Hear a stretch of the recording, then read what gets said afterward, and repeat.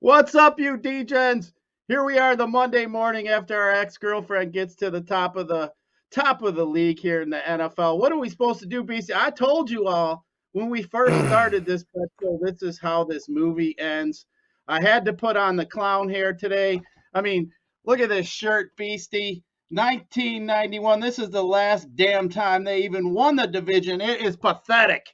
So do not ever say it's Matt Stafford's fault again. I mean, we obviously know with that shit show, what did we have? Jim Schwartz, Jim Caldwell, and that other donkey, Matt Patricia, in there. Obviously, Stafford never had a chance here in Detroit. But, man, I'll tell you what, I was rooting for that. I mean, hey, they didn't cover the spread by a half damn point, of course. But we did pretty good, Beastie, on our bets yesterday.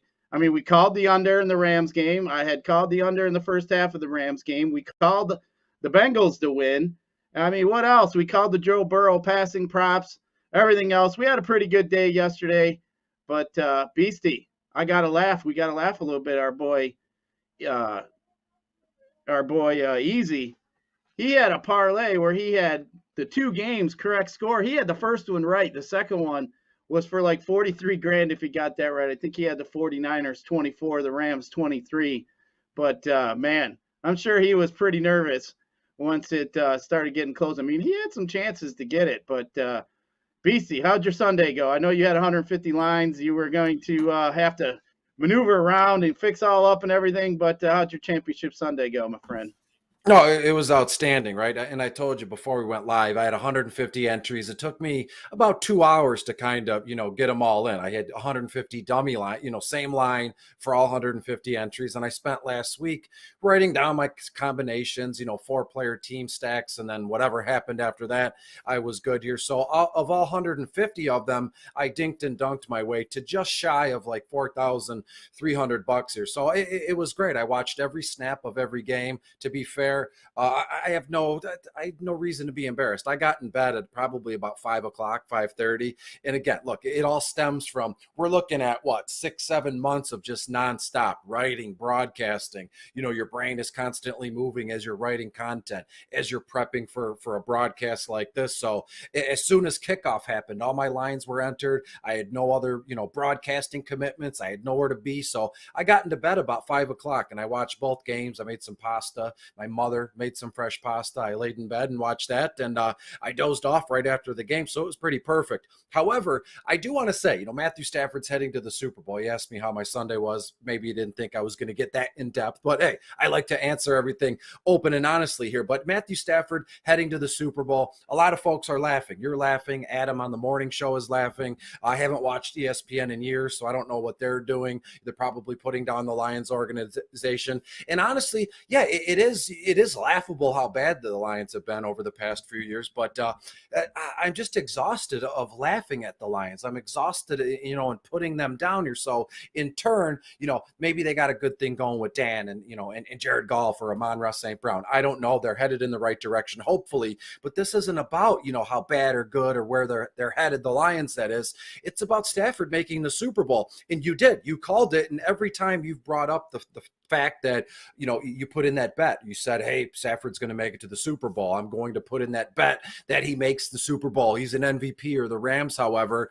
I followed you right behind on that one. So it's just been sitting there pretty, collecting dust, collecting value, obviously. And maybe we should go back in there and check it out. I wonder if there's some sort of cash out option if you even want to do that. But when it comes to Matthew Stafford making the Super Bowl, it makes me feel good, right? There's only one of two folks here, the folks that, Matthew Stafford will always be my QB1. Matthew Stafford stinks. He didn't do nothing while he was here with the Lions. But those people, it's time to either get rid of that talk, check yourself and leave, or really come around to the fact that Matthew Stafford, aside from being just a good man, a good human being, good father, good friend, good football player, however you want to put it, Matthew Stafford's headed to the Super Bowl. And I have the warm and fuzzies, and I'm not kidding you here, because this kid has been, unbelievably hardworking, unbelievably humble. not with a chip on his shoulder per se, but he's just been about his business. And I don't think I've ever heard Stafford say anything bad about anybody, right? He hated Matt Patricia, but he never came out and said that. All these other guys that moved on, Darius Slay or whoever it was,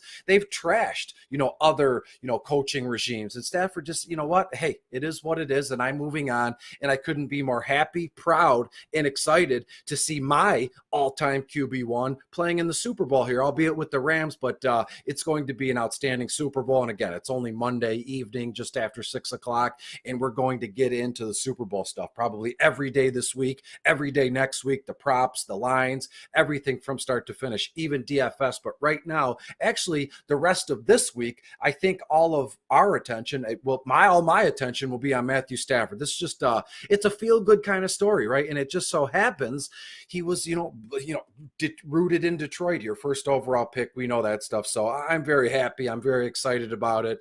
And I think everybody else that's watching this should be as well. It's just a great dude. I mean, it was, I can't say I'm gushing like he's like my real life friend or like we're related here, but Stafford making the Super Bowl is, it's unbelievable. I love to see every second of it.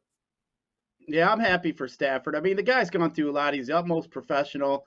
I mean, when his wife was sick, had the brain tumor, he had a bunch of he still had some young kids at home. He handled that, came back and played where, most guys maybe would end up staying home. I mean, I have the utmost respect for Stafford, but I just laugh at all the Lions fans who wanted just to hop on him, how terrible he was. And that is obviously not the case. Everybody said, you can't make receivers better, blah, blah, blah. Well, A, he had Calvin Johnson play for him. B, he just goes to L.A., makes Cooper Kupp, had basically doubled his production, and OBJ was basically left out for the cold. Like, nobody really even wanted the guy. I mean, he's looking pretty good too. So, I mean, I just get frustrated, Beastie, with the Lions organization as a whole. I mean, we obviously know that they have not been run very well here in the last, 20 years or so per se. I mean, like the shirt says, 1991, Beastie, it's the last damn time. They called it the Central Division. I mean, it wasn't even called that. It's not even called the same damn thing anymore since the last time we won. I mean, shit, I was 19 years old the last time they won. I'm going to be 50 soon. I mean, it's absolutely ridiculous that how poor they've been. I mean, we've been through Barry Sanders, Matt Stafford, Calvin Johnson, and we got shit to show for it. It's sad. But, I mean, hey, it was a good game yesterday with the Rams and Niners. I actually sent out a tweet. I don't know if anybody saw, but it was right before the fourth quarter started. I sent out live bet the Rams right now. I mean, that was easy to see that Stafford was going to bring it back. Captain comeback in the fourth quarter. I mean, I was all about that. Ended up getting plus 210 on the Rams to win, which worked out pretty nice. But yeah, I mean, what a game. Happy for Stafford, happy for his family, happy for everybody else. I mean, you can just see it, Beastie, in the Twitter. I mean, a lot of ex-teammates are congratulating him, so you know how well liked he was, within the organization. But Beastie, I got to get to Joe Burrow. I mean, let's be real here. I mean, they had 4 wins when they drafted him. They get Joe Burrow.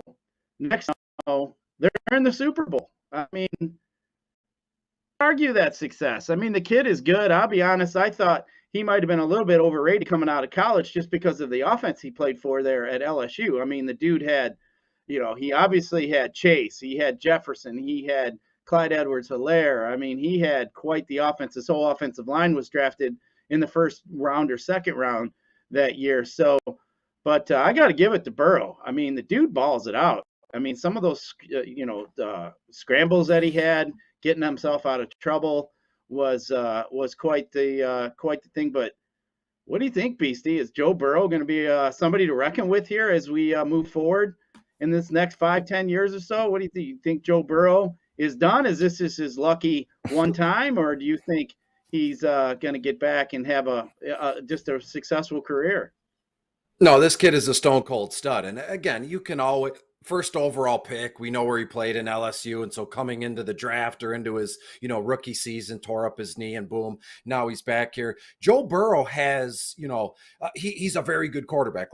That's where I want to start here. But then when you slice down the layers, he has that it factor, that intangible stuff that you can't teach. Just he seems to have some sort of sixth sense here when he's on the field, right? He goes through his progressions. So what I'm saying is everything from start to finish with this kid in terms of a professional quarterback, he has it all. He's got the arm strength. He's got that eye of the tiger, that killer instinct here, his reads, his progression, his arm angle, the strength behind his arm here. But one thing you can't teach is the way this kid just keeps the play going. And I know exactly what you're talking about when Chris Jones just barreled right up the field and grabbed Joe. Joe spun, and then he hopped again, a short hop as Jones was on the ground, grabbing for his legs. Boom. I think that was like a 10, 15-yard completion to T. Higgins here. So this kid has everything it takes, plus more, plus the it factor of really getting it done, in all levels of football here, middle school, high school, college, and now in the pros. I saw a graphic, or it might have been a tweet from some big time beat reporter, I don't, maybe with Cincinnati, that this is shocking to me. Pay attention here. There's never been a quarterback who's won the Heisman Trophy, the national championship in college, and won a Super Bowl here. So he's going for the first time ever, like the grand slam, the triple threat, however you want to put it here. So to me, Joe Burrow is going to be a mainstay in the NFL for the Cincinnati Bengals for quite some time. We're looking at like a 5 to 7 year window with him in Cincinnati, and it's only going to get better. I mean, they went into this season, as you said, having literally done nothing the last few years. They had the worst record. Boom, they get the first overall pick. They grabbed him. And then this past season in the draft, people were just raking them and Cincinnati over the coals for not drafting, some stud offensive line talent, a la Penny Sewell. Instead, they grabbed Jamar Chase, and that connection is magical. Right? They played in college together. Jamar Chase sat out the entire last season of college football heading into the draft. So this kid, I could go on and on and on reading the headlines of, is Joe Burrow somebody that we have to worry about, being bad, this time last year. And Jamar Chase continues to have, drop passes that, are just all over him. And it's odds. Doesn't look like a good pick. Maybe it should have been Sewell. And here we are, a day removed from making it to the Super Bowl. And this team is just clicking on all cylinders. And right, I've seen this story before, right? You said you've seen the story about Stafford or anybody leaving the Lions and then having some success. The Cincinnati Bengals team is still relatively young. The Cincinnati Bengals team really has no experience. They have no, I don't want to say that they don't belong here, because they do, but what's going on here could be just a little bit fluky, but they're putting it together here, and they're going to be a tough out for a long time in this division too, the AFC North. I mean, they manhandled, Pittsburgh, Baltimore. There's some good teams in that division, and I think they're going to give the entire league, and especially the AFC North, a run for their money for literally the next 5 to 7 years or so. To me, Joe Burrow has it. He's the it factor. He beats Patrick Mahomes in Kansas City in Arrowhead. That place was rocking. There wasn't an empty seat to be had here. And again, I'm going to be fair with you. I was not one of those that said, Cincinnati is just going to, Kansas City's going to wipe the floor with them. They got no business being here. But let's be fair. A lot of folks were doing that. National pundits, people that are on TV, people that are on big time radio said, Cincinnati, you made it this far to the AFC Championship game. Thanks for coming before the ball was even kicked off. And then they did it again after Kansas City won the coin toss. I saw something last night before I went to bed. I find it highly amusing, how other teams and professional athletes troll each other on social media. Kansas City sent out a tweet right after we won the coin toss in capital letters with like several exclamation points. And then after the game, the Cincinnati Bengals retweeted that in capitals. Yeah, but we won the game here. So it's all facets of what we're doing here of this NFL season and this playoff run is it's been one for the history books, to be fair with you. 37 years old, you're on the cusp of 50 here. I don't think in my lifetime I've ever seen a playoff run like this from all teams involved, with the games and the back and forth and the fourth quarter stuff here. But I'm telling you now, tie this thing up in a little bow. Joe Burrow is going to be a long time kind of player here in the AFC and in the NFL overall. It was just beautiful. And they have nowhere to go. How many times have we sit in front of a camera talking into a microphone across the board? board, all the big formats from start to finish here, where you said, yeah, Cincinnati, they're very young, they're very inexperienced, but they're playing in the Super Bowl. And I don't even think we've seen the Bengals final form yet. Even if they were to win the Super Bowl in a few weeks, I still think there's a room for growth to get better. We haven't seen anywhere near the upside and the ceiling of this team as a whole here. And that's even scary. They're playing in the Super Bowl and we haven't even seen them kind of go Super Saiyan, as the kids say, Dragon Ball Z, and go on from there. So if I'm a Cincinnati Bengals fan, I'm over the moon. Win or lose on Super Bowl Sunday, I'm over the moon, because you're going to be back several times over within the next 5 to 7 years here.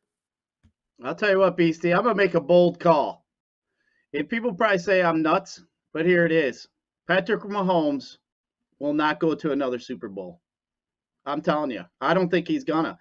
I think with the Chiefs situation, with their contracts, they're going to have to pay Tyreek Hill coming up. Kelsey's getting older. It seems like most of their money, I was trying to add it up, I want to say it's like 34% of their salary cap is in those three players. So, you know what? You got Josh Allen, you got Joe Burrow. Who knows where Aaron Rodgers is going to end up if he ends up in Denver, Pittsburgh. I mean, Mahomes, guess what, buddy? Your window of opportunity here is getting short. And now they had to pay Mahomes these few years beforehand. Obviously, he was on a rookie deal. So he was, getting paid $3 or $4 million, and now he's getting paid $45 million.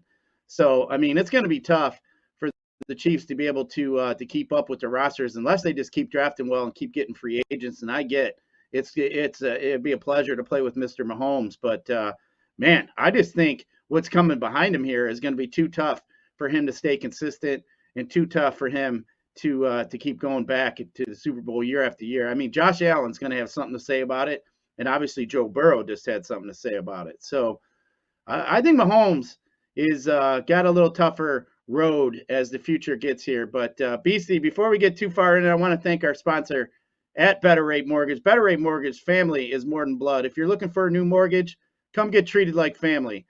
Actually better with Better Rate Mortgage. Visit mybetterrate.com or call 248-480-4467 today. So check them out. We definitely appreciate them being part of the show. But Beastie, since we're talking about the Super Bowl, I mean, the opening line here started out Cincinnati +4, +3.5 in some spots, and 49 here. So we're over that field goal, that one score, which we've seen basically almost every stinking playoff game has come down to the end, sort of. But Beastie, what do you think here? What do you think about this opening line, Cincinnati getting 4 and 49? Well, my first thought is, and I'm going to be honest, I'm going to be open and honest with the people. That's what I find to be the most beneficial to me and everybody else here. My head is still spinning from, this entire season and this entire playoff run. So to think about digging into sports bets and props here, it really, I'm like, oof, I need to rest. I need a break. So first off the top here, giving the Cincinnati Bengals 4 points here. I like the Bengals in this spot, right? Because the Rams come in, and again, I'm not trying to get through the entire Super Bowl kind of, talking about it from start to finish, because we got a long way to go here, 2 weeks until the actual game kicks off here. But my first reaction would be to take the Bengals plus the 4 points. And as the days go on, leading up to Super Bowl Sunday, I'm almost certain it's going to even out, where it's basically a pick 'em, +1, -1, one way or another here. And we're going to be left to our own devices. So if you're going to bet on this game, I rarely say this, but I wouldn't book anything just yet, because this line is going to change in spread. I guess if you wanted to book Cincinnati +4, absolutely. Because I'm telling you now, this time next week, we could see it where it's, the Los Angeles Rams +1, or the, Bengals -1. So maybe get in on it now. Don't put a ton of money here, but I want to let the week, kind of play out here as we see some guys get back healthy, as we see what the practice reports look like, and from there. But to me, my first initial reaction from my gut would be, I'm all over Cincinnati plus the 4 points in this one. How can you? There's nothing you can do to defend that right now. He's got the the Cartier sunglasses on, his chain is diamonds. I saw a press conference after yesterday. They asked him, some guy asked him, are those diamonds real, Joe? And he laughed. And this guy's he's just so cool, calm, and collected, man. It's unbelievable. I would imagine, myself included, a lot of other men in the United States today would love to be Joe Burrow, because he's young, he's talented, he's wearing the gold chains, probably can do no wrong in the city of Ohio, and probably now can do no wrong across the country if you're a football fan, aside from Kansas City here. But to me, excuse me, let me finish that story briefly. He goes, yeah, I make too much money right now for my diamonds to be fake. So this guy is not phased. To be honest with you, I'm excited about two things, and they're all going to happen next week. The media week, the media frenzy, I think that is either Tuesday or Wednesday here. Everybody's going to be in Stafford's face. I want to see if they ask Stafford anything about the city of Detroit and or the support that everybody's given him. To be fair, I thought he was going to say just a little tidbit yesterday, whether he was talking to Terry Bradshaw when he got the NFC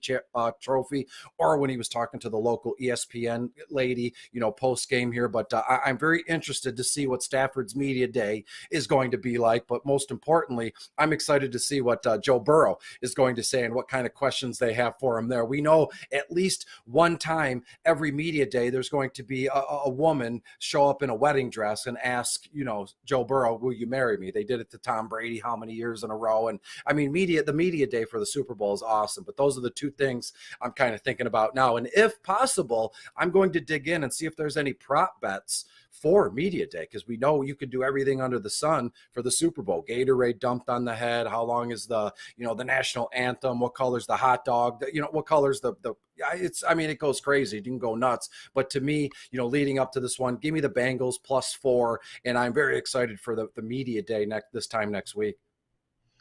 Yeah, I'm looking forward to the Super Bowl as well. At this point here, I'm leaning Rams. I just think the Rams get it done. I think Aaron Donald's going to be way too much for that offensive line of the Bengals, who has not been playing very well. We know Burrow got sacked 9 times against Tennessee.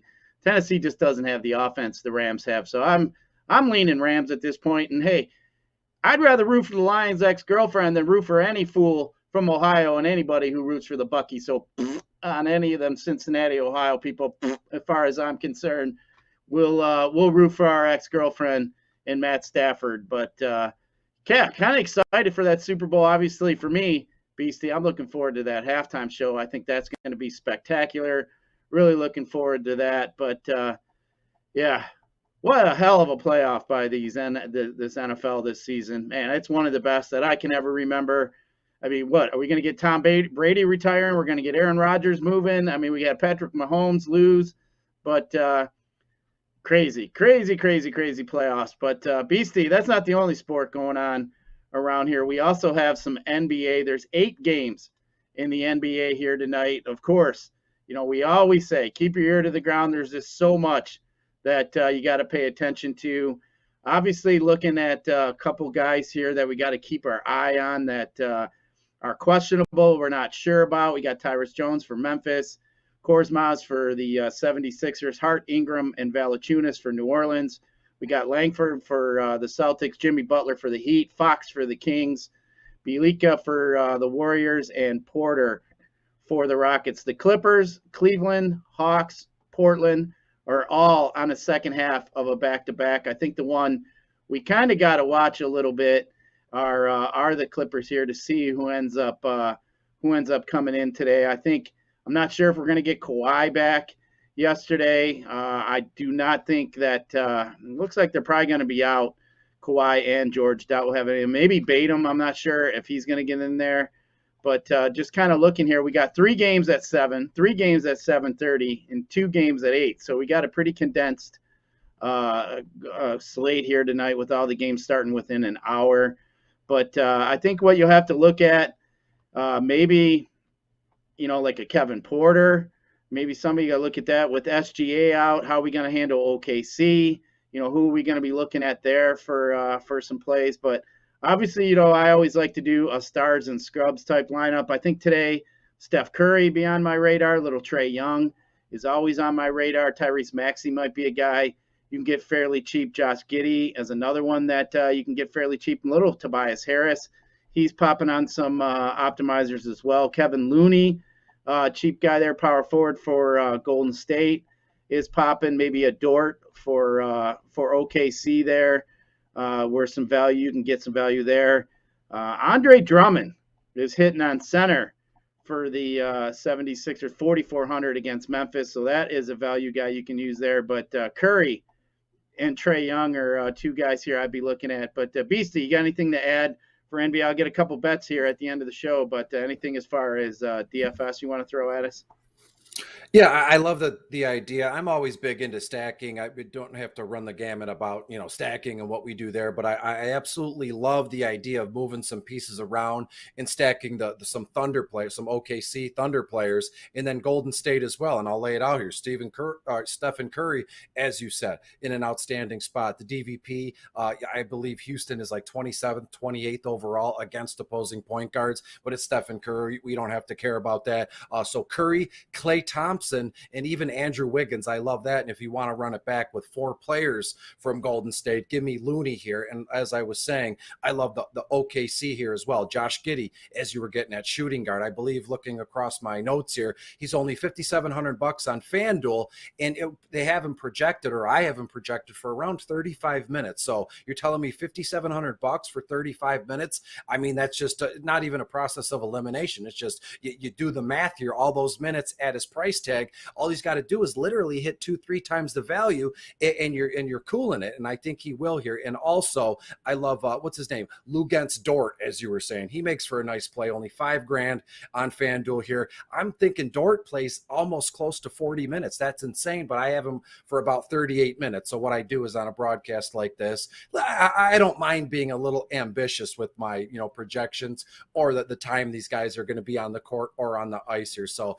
I'm looking to stack up the Golden State Warriors and the Oklahoma City Thunder in the same lineup here. So that's the direction I'm pulling here. And if you want a little bit of a taste of Philadelphia, as you said, Tyrese Maxey makes for a nice play. Only $6,000 on FanDuel, 37 minutes there. And also Pascal Siakam. You always got to pay attention to him when he's on the court playing for Toronto in Atlanta, which is a tough matchup for power forwards. I believe they're top 10 in terms of defending opposing power forwards here, but Siakam about $8,900 here. You're going to get seriously 41 minutes out of him, and I think it's a no-brainer. You're looking at 47 to 50 overall points on FanDuel there. So if you stack up Golden State, Oklahoma City, several of the Thunders here, and then with some other pieces, maybe Philadelphia and Toronto, as I said, you're going to be sitting pretty in a single game entry. That's really all I do when it comes to NBA. Single game entries here, Scott. Yeah, I'll tell you. I mean, NBA is all about the minutes. Obviously, if you're looking at an optimizer and they got a guy pinned for like 25 minutes and you think he's going to play 35, just make that change in that optimizer with the minutes and give it another spin. There's one big thing, obviously, is minutes, but NBA has just been so tough here recently. Keep your ear in the ground with all these injuries and everything else. There's times I get frustrated. Beastie, I actually been kicking it a little bit more in the hockey streets here recently. Having you around definitely helps out quite a bit. But before we get to hockey there, BC, I just wanted to give a shout out to our other sponsor of the show, and that is the Jars Cannabis Company. ShopJarsCannabis.com. They offer delivery, pickup, and in-store shopping. Michigan's largest variety for any of the lifestyle needs. Jars Cannabis is a medical and recreational retailer located throughout Michigan, Lansing, Detroit, Flint, Grand Rapids, and more. And hey, you mentioned Woodward Sports and the Woodward Bet Show, we'll get you 20% off your Jars order at any location throughout Michigan. So Beastie, basically you spend $100, you get you a couple free pre-rolls to try out from Woodward Sports to you guys just for listening to us. So give them a check out, and definitely, like I said, I went over there and checked it out, was very happy with what I went home with, and especially how the place looked inside. But Beastie, we got some hockey here tonight as well. We got our Red Wings. So the Red Wings here, I mean, man, they struggled a little bit the other night, gave up 5 goals to the Maple Leafs in the third period. They had a 4-2 lead there. Dylan Larkin, 3-point night, but obviously that one was wasted here. We got the Ducks, who are on the tail end of a pretty long little road trip here. They, let's see here, they're 3-0-1 on this road trip, though. They won at Boston, Montreal, and Ottawa, and then they ended up losing to Toronto. But man, I'll tell you what, Troy Terry's leading the Ducks here. 25 goals, 41 points.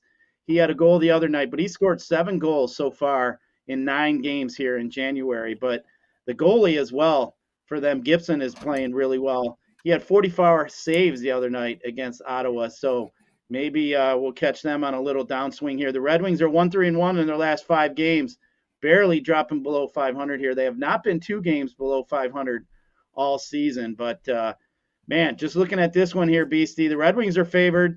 You look at Anaheim, they're 31-16 against the spread here, plus 1308 if you bet $100 every game on the money line with them. The Red Wings you'd be down 16-62.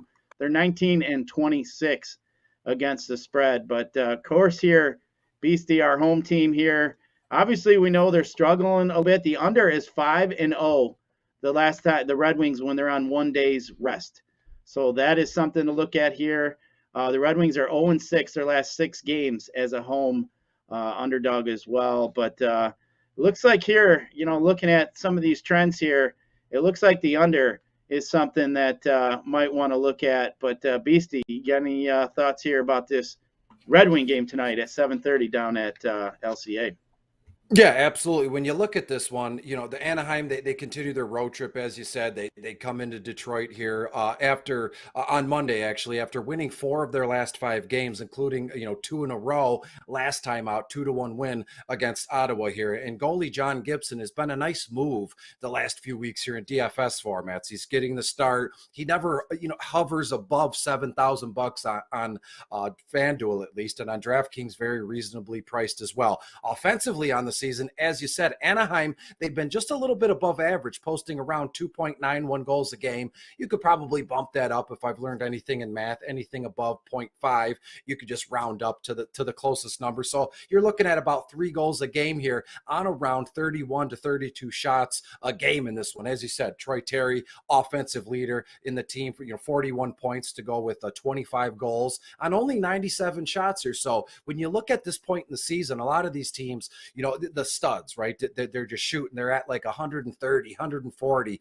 Austin Matthews and Connor McDavid are sitting at like 170 something, total shots on goal. And this kid scored 25 times on only 97 shots. So that percentage is pretty sweet. And then their captain, the guy in the middle, tall and bald like I am, Ryan Getzlaf. He's the top setup man with 24 assists on the season. Anchors the first line on the power play unit. And when you look at the Red Wings here, second consecutive home game, one below about 500 on the year at home, let's say 19, 20, and 6 overall after losing 3 of their last 4 games, including, as you said, lost 7-4 to the Toronto Maple Leafs last time out. Their rookie goaltender, Alex Nedeljkovic, he's struggled between the pipes as of late, man. He's posting around 8.857, goals against, save percentage. So he only stops about 85% of the shots, which you might say 85% if I took a test right now, or if we hit on 85% of our bets or DFS lines, we'd be rolling in the money. But hey, when it comes to a professional goalie,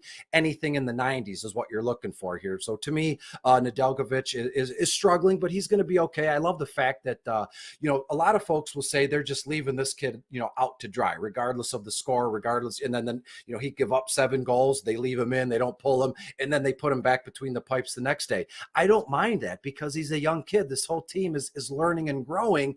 Leave the kid in because next season, as they get better, as he, gets into his role here as the starting goalie, what they're going through now will be priceless in terms of how can I put this? In terms of seeing it when they get there, it's experience. I've said it before. Losing builds character. Well, the Red Wings, on and on and on. Even next season, they're going to have a ton of character here. But to me, Dylan Larkin, our captain, leads the way against Detroit, against Toronto. Here, he's got 1 assist, 2 goals, 1 assist on 5 shots last time they played in that loss here. But to me, Vladislav Nemistrov, he's got 1 goal, 1 assist as of late, while Tyler Bertuzzi punched in a goal as well to complete their scoring attack here. So to me, it's going to be a lowly scoring game. Well, if you look at this one, let me scroll up here. The over-under is at about 6 goals, and I think the under is a sure thing. It's a safe bet. You hate to say when you're betting or playing DFS, things are a sure thing, but I think that, how can I put this without sounding rude? The Anaheim Mighty Ducks will win this one, but we're only going to look at like a total of 4, maybe 5 goals, and even the 5 total is a little ambitious. I think the Anaheim Mighty Ducks win this one 3-1 3-1 here. So if you're playing DFS, which I'm sure I'll get to next year, no real interest in any of the wings here in this one. So again, wings will lose at home 3-1 and look and set their sights on, next time out.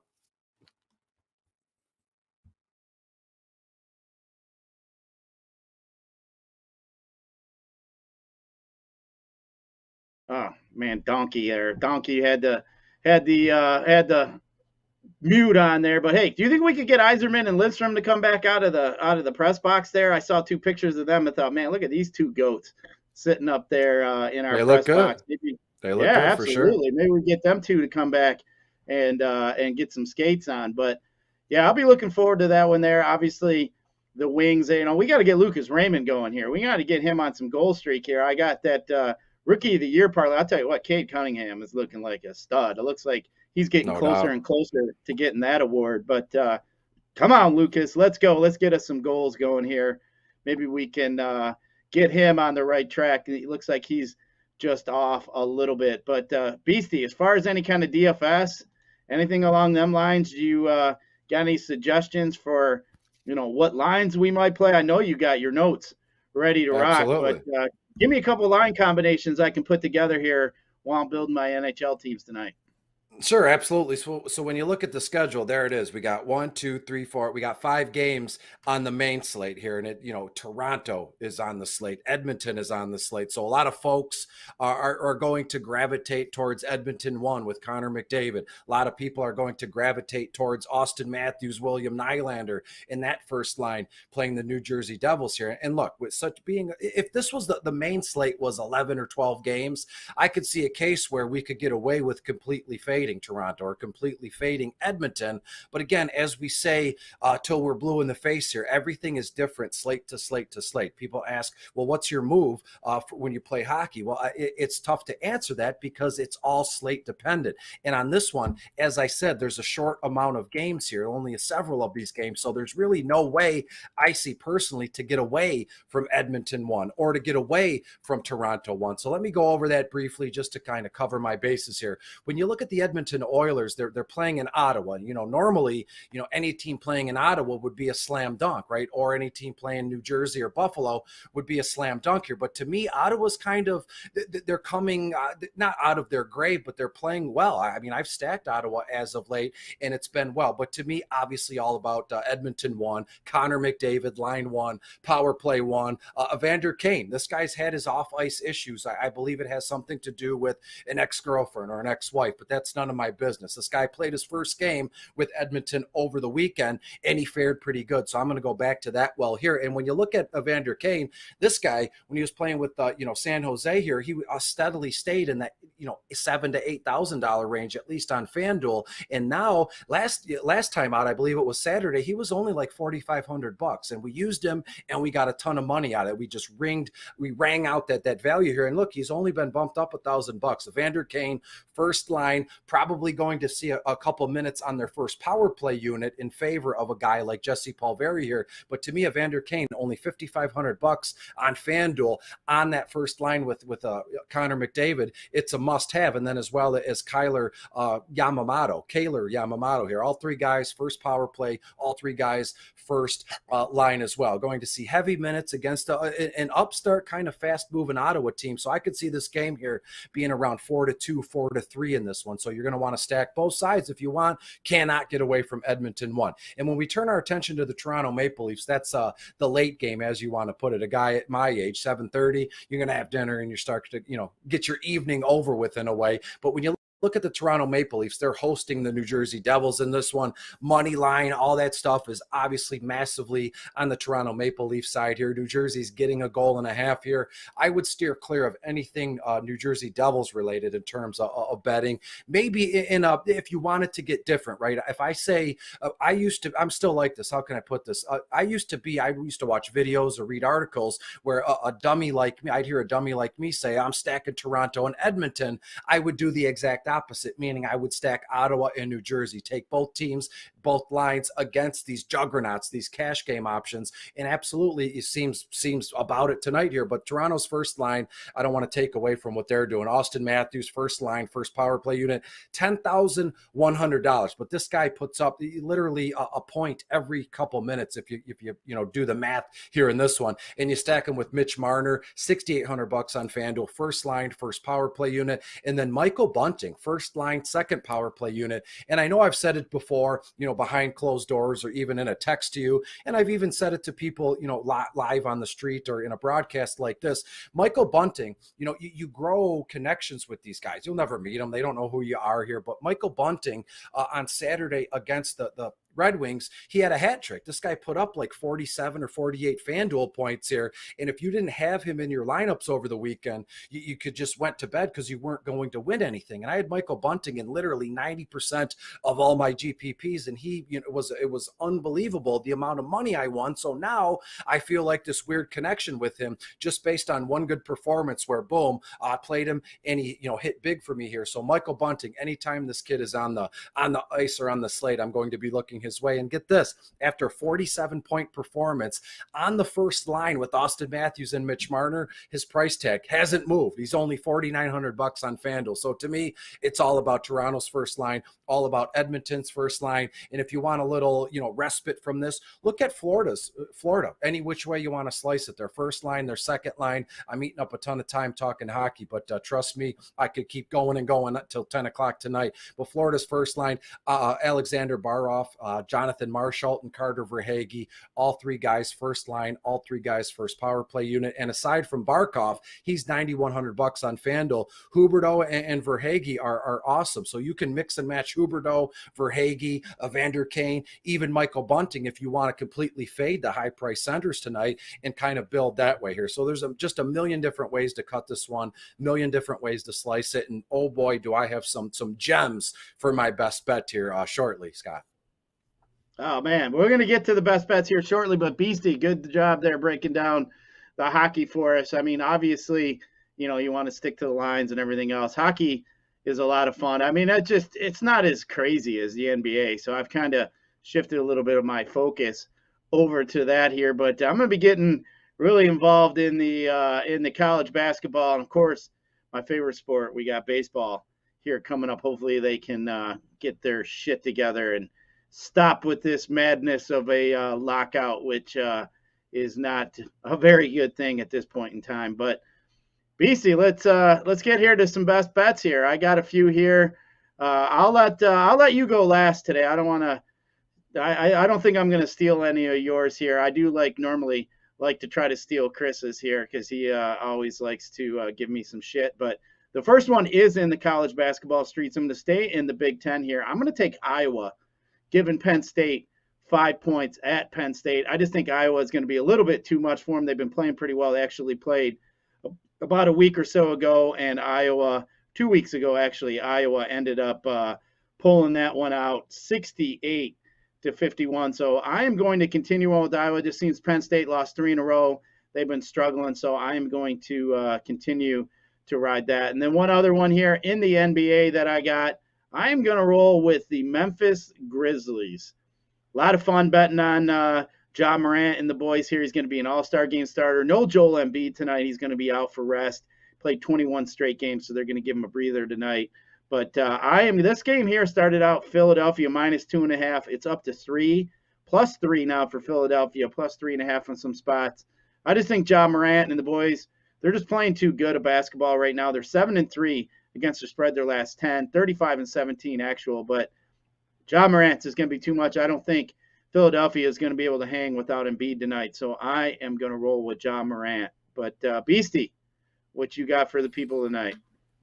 Here we go. I got a 4-legged NHL parlay. It's already booked. I've spliced it up too. There's four games. I've split it up, 2 and 2, and I mix and match just like I mix and match my stacking combos here. But I love the Toronto Maple Leafs. They're hosting the New Jersey Devils here. I'm taking the Toronto Maple Leafs -1.5 goals here. I think Toronto hangs 5 or 6 goals in comparison to New Jersey's 2 here. And if you wanted to tease it, we were on the right path. I was on the right path last week with that Anaheim bet, and boom, the third period was was just nuts, and it didn't hit here. But I would be cool with taking Toronto minus 2.5 goals. You parlay that with Edmonton at Ottawa, the under in that one. The goal sits there at about 6.5 total goals. I think we're going to get exactly 6 goals. Edmonton will win 4-2 here. And I love the idea of Vancouver. I didn't even mention Vancouver's playing in Chicago. This game could realistically, this game could finish 1-0 in a shootout. Although I have Vancouver winning this one 2-1, and you can bet Vancouver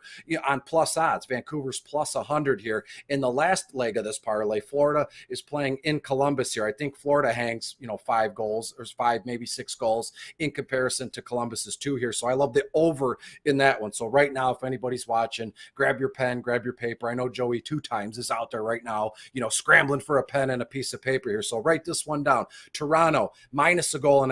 The under in the Edmonton at Ottawa game. Vancouver plus 100 against Chicago in that one. And then the Florida and Columbus Blue Jackets, the over total goals in that one. So that's a nice little 4-legged thing. If you want to, add 2 more bets in with Scott's, then you got a 6-leg parlay. And maybe if you check back every once in a while, you get a cash out option. Or if you're a degenerate like me and Scott, you just let that puppy ride.